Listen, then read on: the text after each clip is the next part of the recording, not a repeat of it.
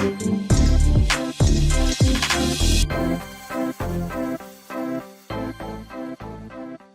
here with Jennifer Hernandez of Legacy Mutual Mortgage. How you doing? I'm doing great. Thank you. Good deal. Hey, is her mic up? I can barely hear her. So we were chatting before the break or before the show about volunteer opportunities. So you've got one of the kiddos in your house, college. 15. So college applications, going to need some volunteer work, Yes, right? he does. So you've been to a ton of real estate events before, right? Networking events, that sort of thing. Have you guys sponsored? You get the booth, you kind of stand behind the booth. Sometimes, yeah. Okay. So I swear that's all I do is we sponsor these events, you get a booth, kind of hang out. And I was sitting there, this is, a year and a half, 2 years ago before Corona. I'm in Southern California, we're meeting with our business coach, Casey. And I said, man, I just can't do it anymore. And he said, what? I said, you put out the tablecloth, you get out the pamphlets, and you just stand there. Like I just can't do it anymore. I do like 3 of these a week, right? And he said, well, what do you think would be cool? I was like, well, we got all these craft breweries around town. And I said, everybody likes puppies. I just said it like flippantly, right? And he said, why don't you do puppies and beer? And instead of sponsoring these events as Mr. Texas Real Estate, you sponsor it as puppies and beer. You work with a local no-kill shelter or foster, and you get a couple of craft brew guys involved. And you bring some of the dogs to the event. And you're there for really 2 reasons. One is see if you can get some dogs adopted. And 2, when you get on stage, just get up there to pitch the foster or the shelter you're there with to raise a little bit of money. Yeah, that's awesome. And I'm like, that sounds like a brilliant idea. So we had our first meeting last week. So if you got some kiddos that need some volunteer hours, I think we're going to have some. I really do. Actually, yeah, I would. Can you? Can I'll I put my absolutely. name on a I'll list put you on the somewhere? list. I'll add you to our email list. There's like 20 or 30 of us that are volunteers. So Yeah, that'd be great. what I think is going to happen, we're going to do our first one here at the grand opening of the Texas Real Estate Investment Center on the 17th of June. Okay. And our goal is like, the super investor meeting, which is Eddie and them's event, coffees and contracts. Like there's literally 2 or 3 of these events that go on a week. So our goal is when we really get this up and running, we're going to work with like the miniature schnauzer rescue, and it's going to be Schnauzer Day at the super investor meeting, and then the next day when we're at another meeting, that's great. It's going to be the Dotson rescue, right? And so it's just going to be working with all these groups, and so the volunteers are really going to have to coordinate and communicate and all that stuff. So that's the that'd idea. Be great. Yeah, no, I'd love to. I have a strong teen that loves dogs, ready Oh, to go. perfect. Who doesn't like dogs? Nobody. If yeah. they don't like dogs, is it somebody you really want to? Kind of like really like they're on a different universe. Yeah, maybe. Anyway, so what's going on in your world? It seems like the market's just getting crazier and crazier, and I love having you in the studio because you're really close to this on the retail side. Yeah. So, today's my Tuesday update day to realtors, and the big common theme is appraisals are taking Forever. 3 weeks. Yeah. 3 weeks. Yeah. I wish they only took 3 weeks. On the non-QM side, it's like, we'll see you the next quarter at 3:00 on a Tuesday. Really? It's taking forever. Yeah. Okay. Gotcha. Wow. Well, you guys are a powerhouse, so they don't. We're working with a lot of non-QM, small brokers, that sort of thing on the investor side. So it's a little bit different. Yeah. Well, we were at about 2, and now it's 3. So that's, it just causes a lot of. I think with the trend that I'm seeing is that agents and their sellers are putting 30 days or 27 still on contracts. And they're like, yeah, we're just going to put it there, but we know that it might not close then. And I'm just like, just the dates cause us stress. And so like, well, just give us 45 days then. Like, just give us enough time. But everyone wants to put a sooner date on there that they know that they can't meet. So it's just very strange, very strange. I think we'll be at 60-day closes by the end of the summer. Like it's just I don't know. Crazy. These agents. So what happens is I'll get these contracts with this date, and I'll immediately call the buyer's agent and say, "Hey, 25 closing days really isn't. That's just 2019. not going to happen." And she's like, "Yeah, well, that's what the seller wanted." But to get these contracts, what's happening is they have to just do whatever. And then in reality, I'm like, "Hey, this just really isn't reality." I mean, every once in a while we can do a 2 to 3 week close, but not on every single one. I mean, we can't. So anyway, we're just dealing with it one by one, being as communicative as we can with all parties, and that's all you can do. I keep telling everybody. I had I don't know what happened after 9:30 this morning. Like everybody decided to call me. So I had a handful of conversations with a bunch of investors around town. Hey, what do you think? What's going on? It's getting so hot. It's getting so crazy. Some hard money lenders, non-QM guys, investors. And I told them the same thing. And they said, hey, we're getting a little nervous. And I said, no, you should be nervous because it's going to get worse. And we are not going to get anywhere close to a normal market till 2028. I know. I remember. I mean, I've been telling everyone what you said. I've been rehashing what we talked about, and people are like, nah. And I'm like, well, Jason seems to be a little aggressive, but let me tell you, the guy does a ton of research. Like he listens to a lot of different, and I mean, you could super be onto something because, yeah. I will tell you the one place we've been wrong consistently is how fast it's happening. Like I keep thinking like rent increases are 2 or 3 years out, and then was it last week or the week before? Rob said, "Hey man, we just put a 4-bed house up on the market in Corpus, and it went for $1,750 a month, and it was not anything spectacular." Wow. And then chatting with a property manager up here, we popped a couple in Katy, almost $1,600 a month. These are houses we're in for like 110. So the lease increases are already here. I looked at the neighborhood, so I'm staying in one of my Airbnbs until my rehab's done on my personal house. And I said, just for grins, a couple of years ago, we've Airbnb'd it for 2 years now. Rents 2 years ago, $1350, nothing crazy, right? Rents start at $1,750 a month in that neighborhood now. Wow. So what's happening is there are fewer houses on the market. Not only that, there are fewer houses in the market the first-time home buyer can afford, so they go to rent. Well, what's happening? The rent moratorium, there are less houses on the market to rent, and since there's less houses to buy, renters are not upgrading to buy that first house, so there's just less rental properties out there. Plus, people are moving here and all, so it's putting huge pricing pressure and demand on rental properties. So this doesn't really have to do with investors, but kind of, because those could ultimately be some of your buyers. But, since you do a lot of ear to the street kind of stuff, I want to ask your opinion. So my worry and consistent perception, or what I'm seeing, is in the 250 below price range, which can you even get anything that price anymore? But anyway, that's a whole other story. So those buyers usually are FHA or VA. And, those government loans, the appraisal addendum, it doesn't apply to those types of loans. So as a seller, obviously they don't want those kind of contracts because they can't, the buyer can still, up until the day of closing, they can get out of the contract because of the appraisal. So what we're seeing is a lot of sellers or agents not wanting those types of contracts. So, but you have this whole pool of people that they need FHA or VA. I mean, we've got to help our veterans. That's but right. They can't get under contract. Like where are these people going to go? So I'll tell you, how can I put this politely? The lower tier part of the market include owner finance in that too. So owner finance, FHA, VA, they're just not getting contracts. They're just not getting houses under contract. And those companies that are focused on those activities are having a real hard time lending money. Like if your focus is on FHA buyers, it's tough, real tough. In fact, I'm a member of a bunch of different realtor groups on Facebook. And the joke is someone will post a meme. Like the joke is, I got an FHA deal under contract. And everyone's like, yay, see if it actually closes, right? Like It's rare. It's rare that it crazy. gets under contract. And sometimes they don't close, and they're like, you do all this work and they don't close. So we'll talk more when we get back from breaks. Jason Bible, Texas Real Estate Radio Network. Oh, it's bad. It's real bad. That's why I asked you, like last time you were here, I said, have you guys seen any changes in your business? But you guys don't typically, you're not in that space. We do, I'm about 25% government. So thankfully I do a lot of conventional, but it's still a struggle. It's still, so we're trying to see always, of course, if we can approve people conventional. For many reasons. Number one, remember that student loan thing we talked about a while ago? Yeah. Well, that's number one reason, is that when you put the big 1% student loan payment in there on FHA, they don't qualify. And they don't qualify.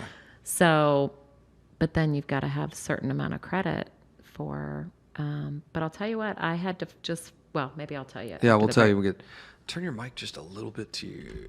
There you go. Perfect. All right, ready?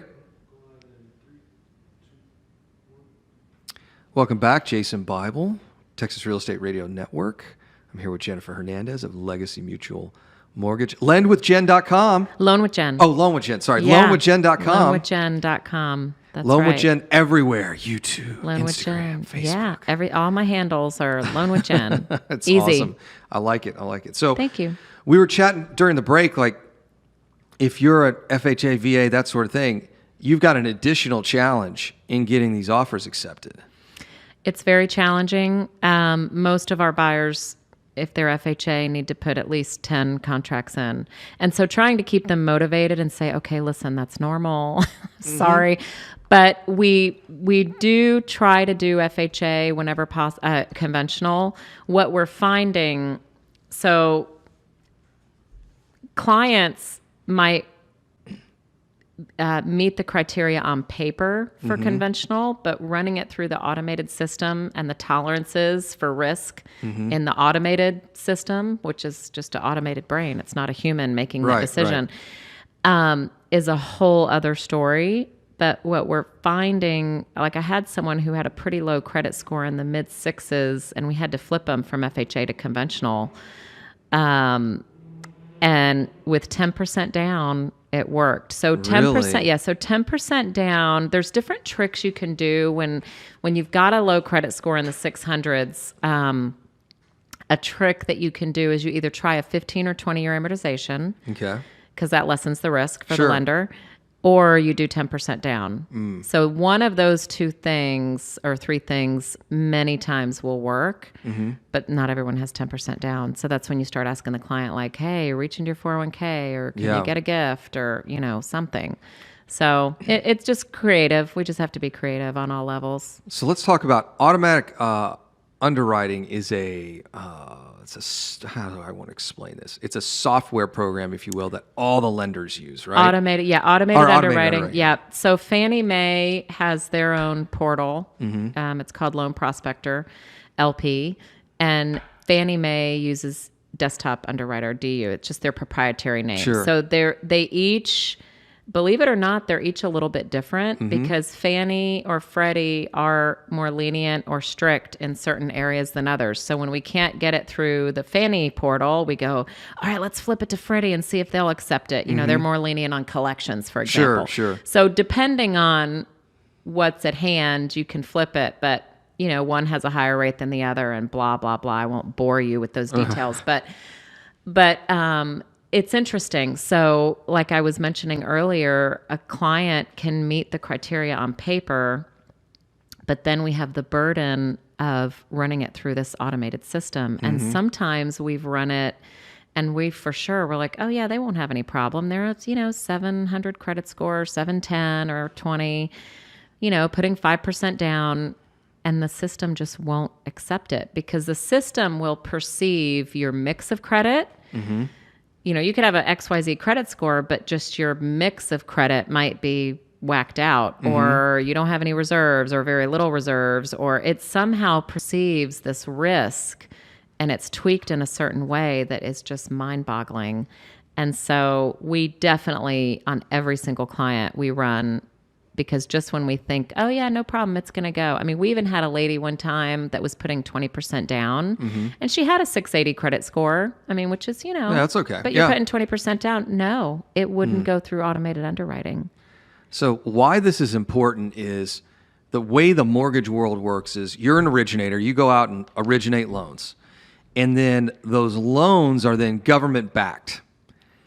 And the loans are then, in some cases, in a lot of cases, they're sold into a secondary market with some kind of government guarantee on them. And so automated, it may be Fannie or Freddie that's guaranteeing those in certain different ways. We don't want to bore the audience with all that. But that's why you've got to go through those systems, because they're ultimately the ones that are going to hold those loans. And there's some responsibility on the lender when you guys make the loans, and you could buy them back, all that stuff. But it's that process of ensuring that's good, quote, paper to then be used as an investment grade vehicle for these big hedge funds and insurance Yes. companies, that sort of thing. I mean, I compared just so clients can understand. I'm like, listen, Fannie Mae and Freddie Mac and FHA, they're like the Apple iCloud. They're there, and you kind of know the name, but you're like, who are these people? Like, who is the cloud? Like, where does stuff go? And it's the same concept. So you'll never pay your mortgage to Fannie, Freddie, or FHA. You No. never will. But they provide the backing and the securitization of these bonds. And so your loan has to fit the criteria of them. Right. And then you have what's called overlays. So Fannie and Freddie, for example, investment properties. Yes. Fannie will accept up to 10 financed properties. But then you dive farther, and the people, the entities that are doing the servicing, you know, receiving the payments, like Wells or Chase or B of A or PennyMac or whoever, have what's called overlays. And one or the other might say, oh, we know Fannie will accept 10, but in our portfolio, we want it more conservative, and we won't accept more than 4. Right. Same thing with credit score. Same thing with debt to income. So that's why, you know, someone like us, I believe, is really beneficial because we don't underwrite to one overlay.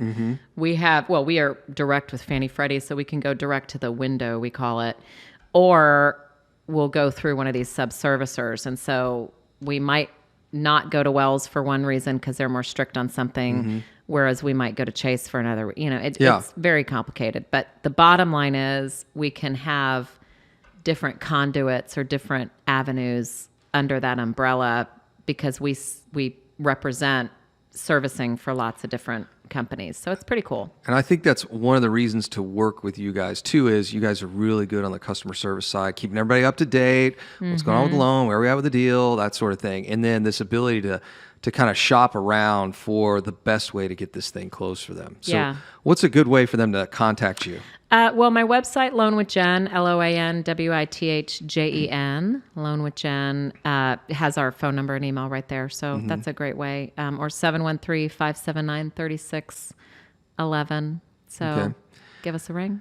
So what else are you seeing out there? I am seeing, like you said, it just seems this market's not going to stop. It's getting crazy. The pressure is, it's just like I tell my teenager when he's having some weird emotions, you know, one day he's up, one day he's down. I'm like, baby, you're not going to take a pill, and this weird, you know, fearful thoughts that you're having aren't just going to go away. It's called the teen years. Yes. Let me just tell you, we could talk hours about that, but it's the same thing. It's like, you know what got you there are the bunch of little things, and what's going to get you out of it is a bunch of little things. You know, we got to do positive info every day and read positive stuff. And I made him delete Instagram, like all this stuff. Yeah. Well, the same with the market. We're not going to just wake up one day and it's going to poof, be gone. There's a lot of little things that are going to happen in the interim that I just can't even identify right now. Like in 26 years, I've never been in this kind of a market.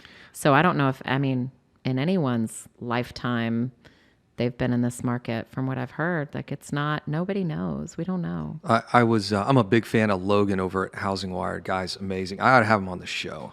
Yeah, you should.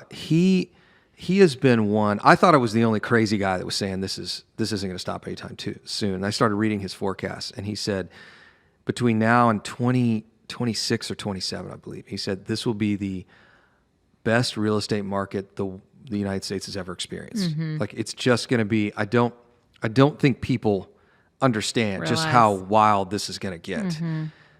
The supply issues are not going to fix themselves. I mean, builders are 10 years behind on building. We have more people moving here, and it's just going to get crazier. Just get ready. That's the only certainty I can tell you is it's about to get crazier. Yeah, we just, so what am I seeing?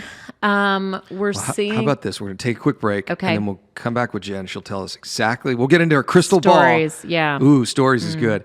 It's Jason Bible, Texas Real Estate Radio Network.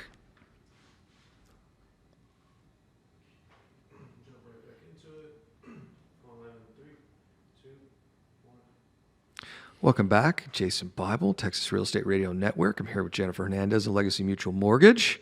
Hey, stories. Let's get into your crystal ball. What's going on? Well, my crystal ball, so unfortunately what we're seeing is the diminishing service levels for clients. Like I run my business from I'm referral only, and I'm very, very customer service oriented, communication, accurate, on time, communicative.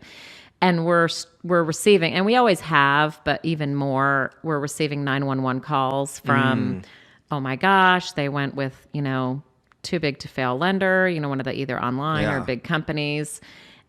Or even maybe even another local company. It doesn't, whatever. It can be anything. But the trend is with the bigger the big ones. institutions. They may have an app, and there's Super Bowl ads. zero communication. The lender made them pay off like $70,000 worth of debt to qualify, and then still denied them.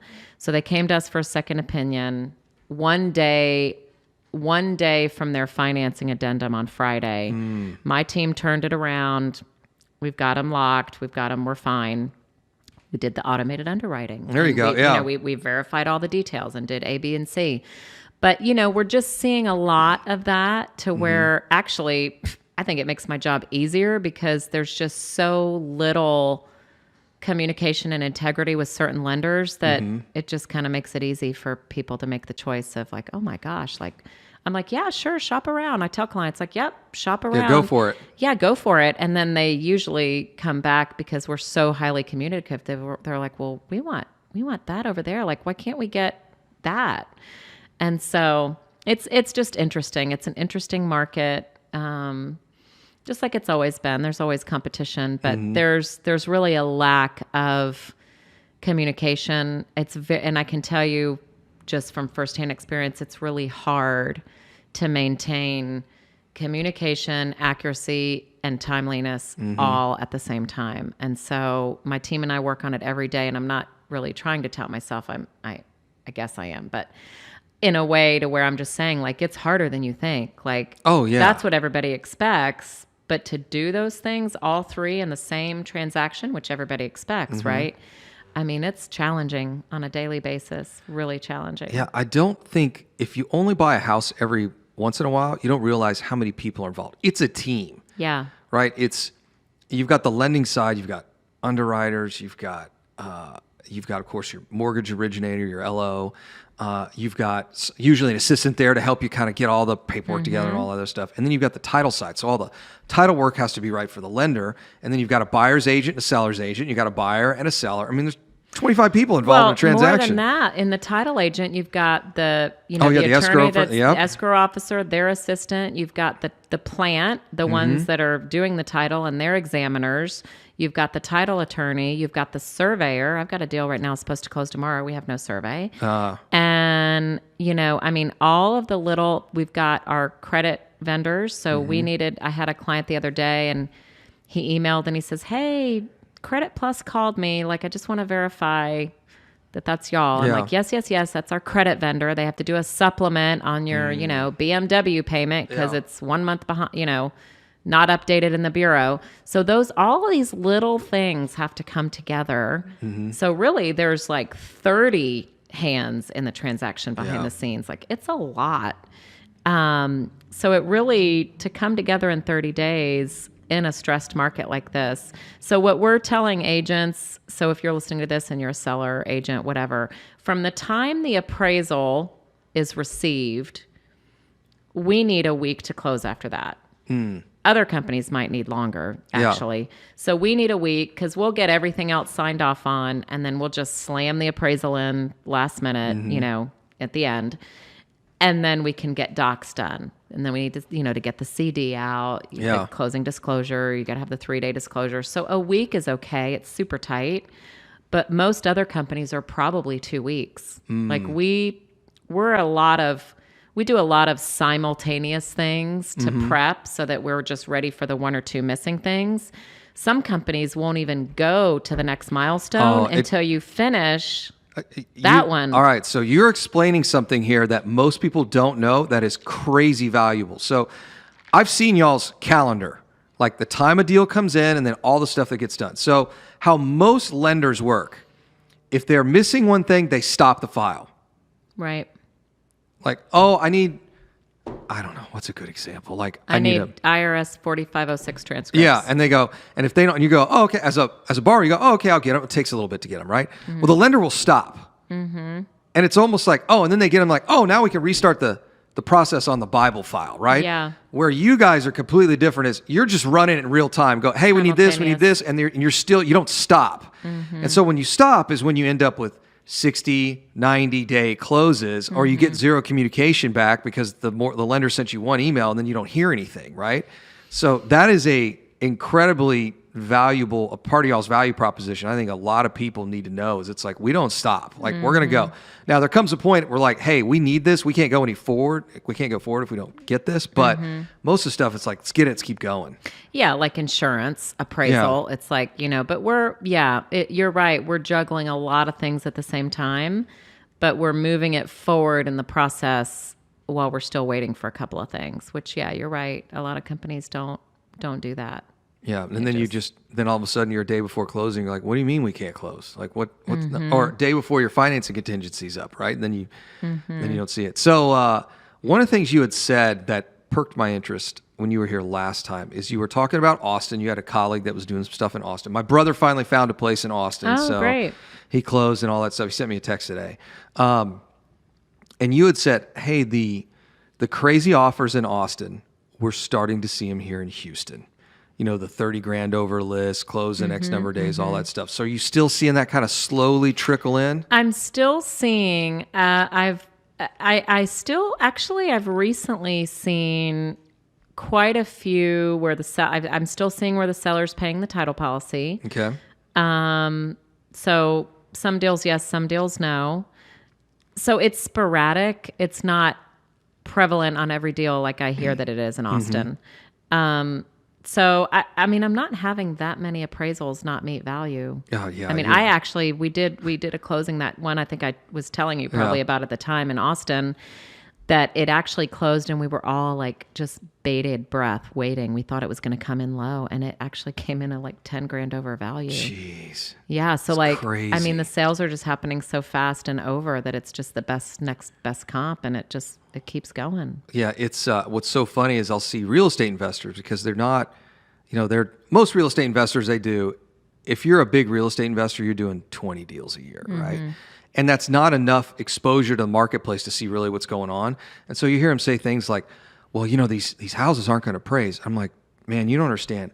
By the time you get it under contract, by day when the appraisal gets done, 2 or 3 or 4 weeks later, the values have already caught up. They're closing so fast, and the values are just ramping up. Yeah, we're not having that. I mean, we're not having that many appraisal issues. And I even had an appraisal come in short last week. We did a rebuttal. We had the agents. I mean, we're super open to a rebuttal. Not all companies are. Like, it'll get lost in the shuffle and never happen. For us, we can get it turned in like 48 hours. That's where we're like, we tell the agents like, hey, yeah, it came in low. Get us some data. Here's the appraisal. Check it out. If there's comps in there we don't know about or whatever, let's have it. And so the listing agent did a really good job, and they came back, and I haven't had this happen in a long time. They came back and met the value and came in a little bit over. I was like, really? Oh my Interesting. God. So it's not impossible. You just have to have good data and read the appraisal. So it's just an interesting process. Well, the appraisers, I think, are still feeling a little of the burn from '08, right? So I think they're now starting to realize this market's really crazy. So, all right, we get back from the break. We'll talk more with Jennifer Hernandez of Legacy Mutual Mortgage. Jason Bible, Texas Real Estate Radio Network. Well, you're a popular gal during lunch. Nonstop. Yeah. I know. I figured out if I don't charge my phone during the middle of the day, it just won't make it. Last segment. All right.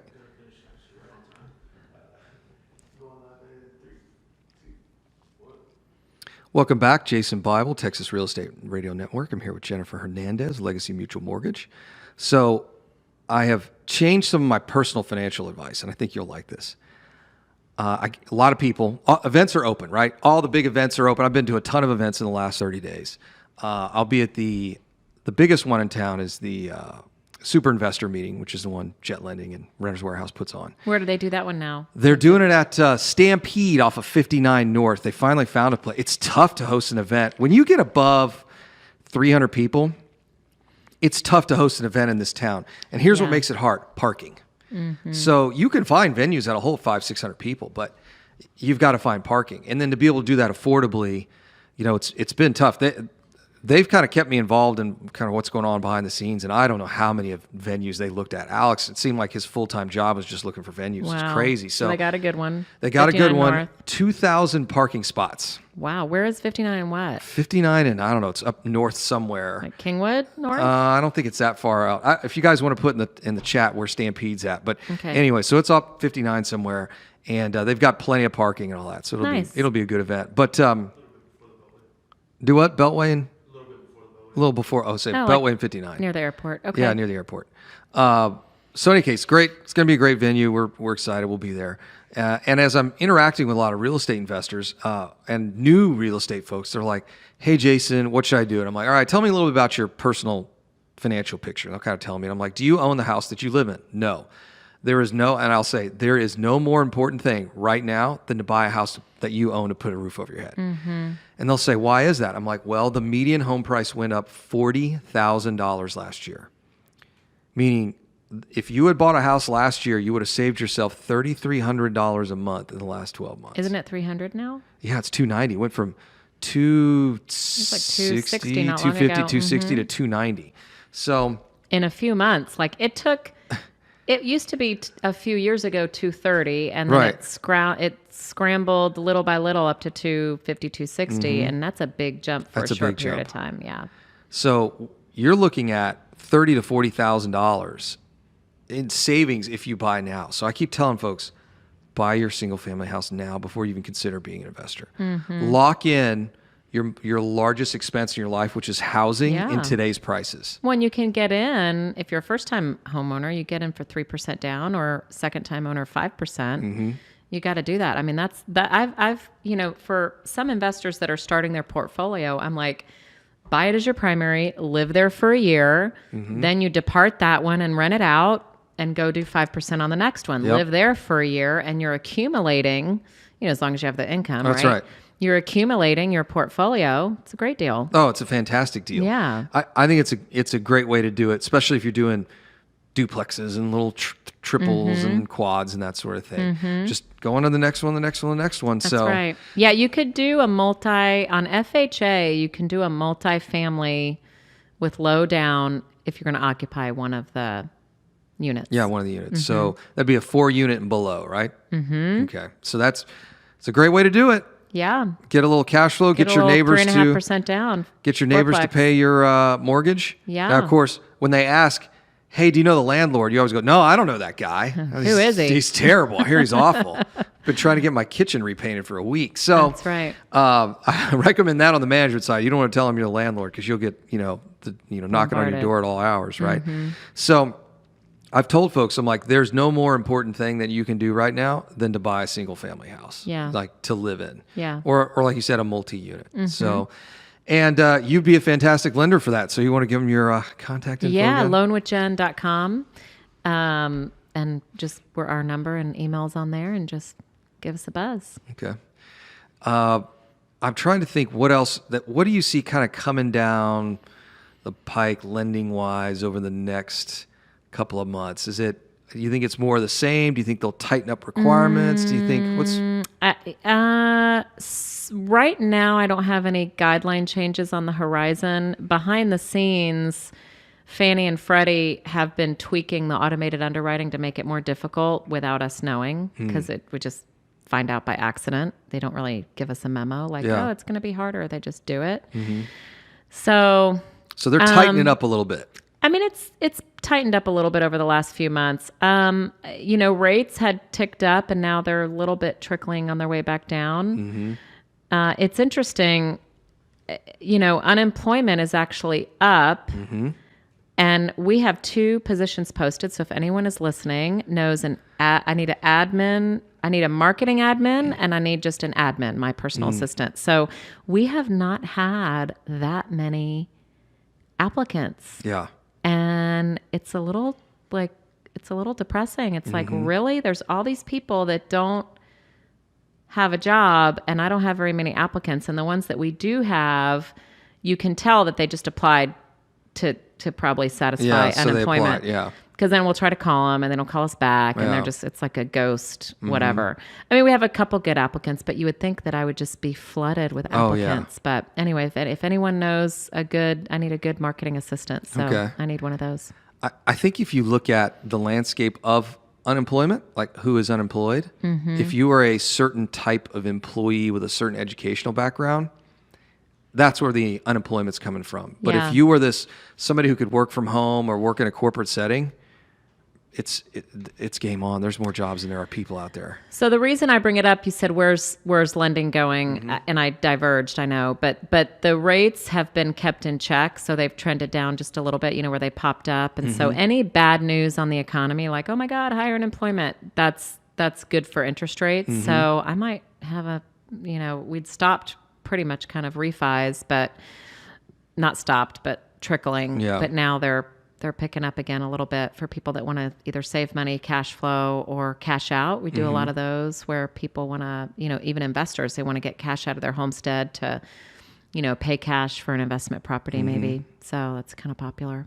Yeah, it's like I said, it's going to get interesting with all that equity. And I don't think rates are really going anywhere. But that's just my Yeah, stay in the threes somewhere. Yeah, they'll be in the threes, which is free money as far as I'm concerned, right? But on the employment side, if you're looking at kind of America right now and who can afford a home and who can't, people keep telling me, well, Jason, you understand there's this big unemployment. And I'm like, yeah, but I don't think that's most homeowners. Like, it's a pretty small percentage, right? I keep looking at the forbearance data. If all the houses that are in forbearance went to foreclosure today, we'd still be short 1 million homes. It's like there's just not enough homes out there, which is Yeah. really driving the price up. So it's going to be interesting to see. And I keep asking folks, I keep asking you and title companies and all that. I'm like, how's business? Has the lower, the reduction in inventory affected y'all's business? And you're like, no, it's getting busier every day. There's still a lot of, I mean, I have a good amount of homeowners below 300,000 that I'm just trying to keep them motivated every single week. Don't give up because Yeah. they're getting beat up on offers, but they just have to. I mean, you just have to find the right seller. There's some sellers that refuse to sell to investors, and they want to sell to a homeowner, and the letter will work. The letter always the works. love letter. So this is, if you guys are not familiar with this, it's the love letter that the buyer sends to the seller.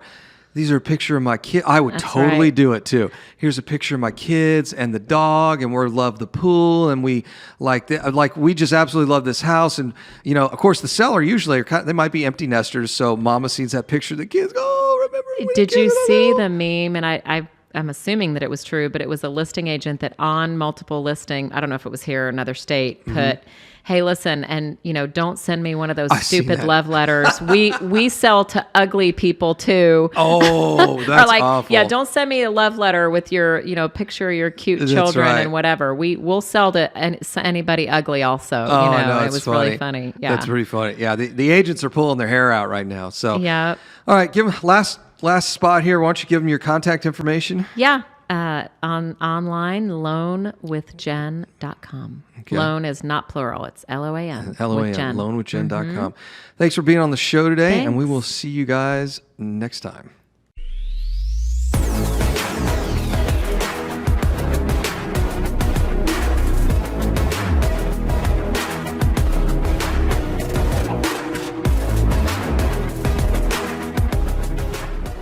Legacy Mutual Mortgage is an equal housing opportunity lender. The opinions expressed here do not reflect those of Legacy Mutual Mortgage.